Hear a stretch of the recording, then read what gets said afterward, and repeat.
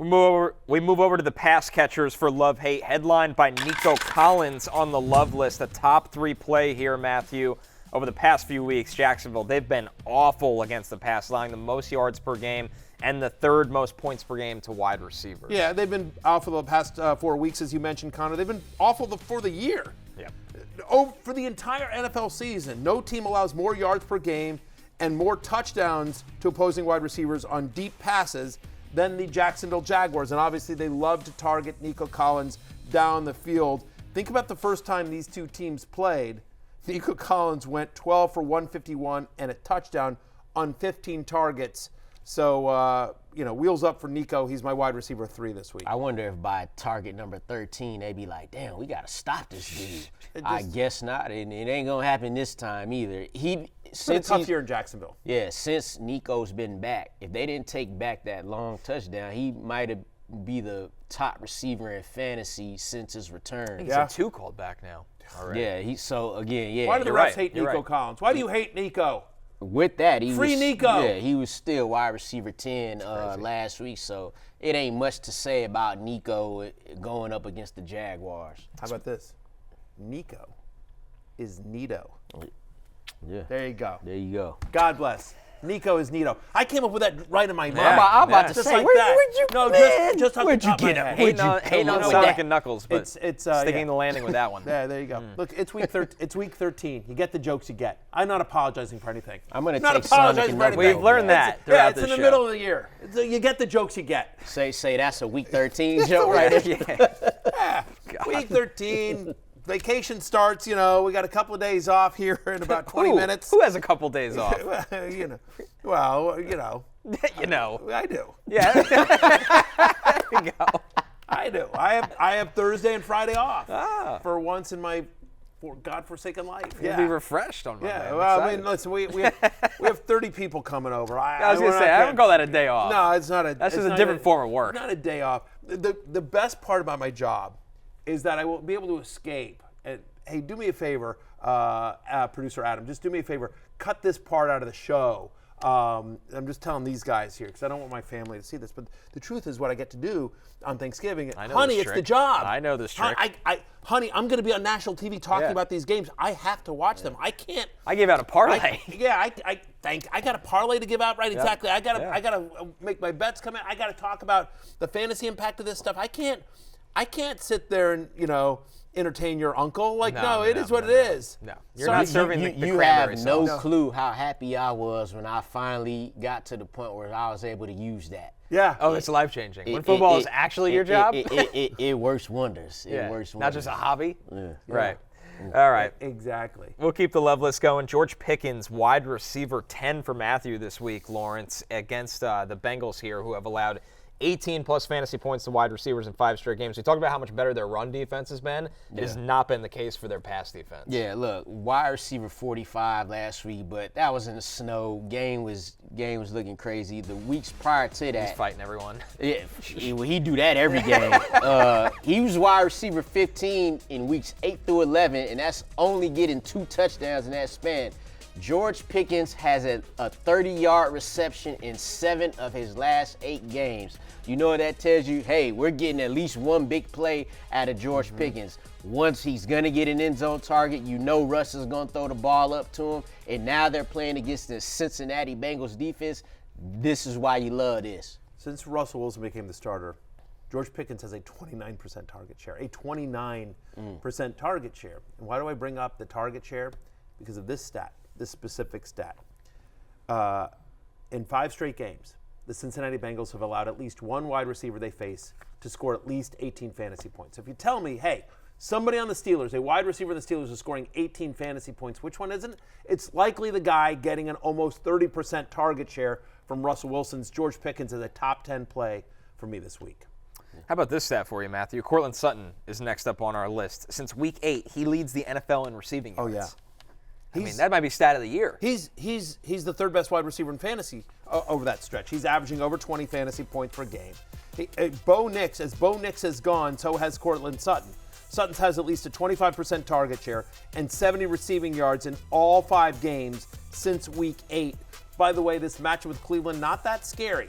Since week 8, Browns allow the 4th most yards per game to opposing wide receivers, Lawrence. If you get it somewhere near Cortland Sutton, he comes down with it. He is very consistent. Look, if he's not scoring, cool. The last 3 games he didn't score a touchdown. He averaged 7 catches and 100 yards. So if he doesn't do that, he's going to get you a touchdown. Has become super consistent with Bo Nix. They have a rapport now. You love to see it. It's a big part of why Bo Nix is able to have the success he's having. If you were to rank the top 10 catches of the last 2 years, Cortland Sutton has 5 of them. Yeah, he definitely is up there. I mean, he's just one of those guys that, again, one of them was this past game. Yeah, I mean, his hands are just unbelievable. And I don't know if it's because he's played in Denver and they just haven't been good recently and they're only starting now. And even still, he's still in a division with Patrick Mahomes and, right. And Justin Herbert and Jim Harbaugh. So there's big personalities in that, and Travis Kelce.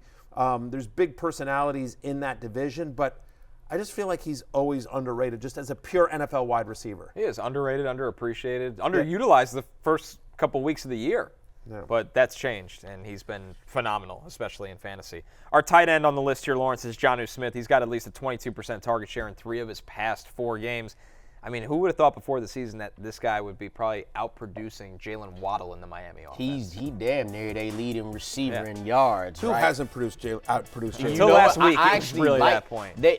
Since Tua's been the quarterback, they haven't had the tight end be an important part of the offense. Now that it is, it's kind of opened up the offense in a different way. People don't know. Jonnu Smith is tight end 6 throughout the whole season in fantasy points per game. Since Tua's return, he's tight end 4.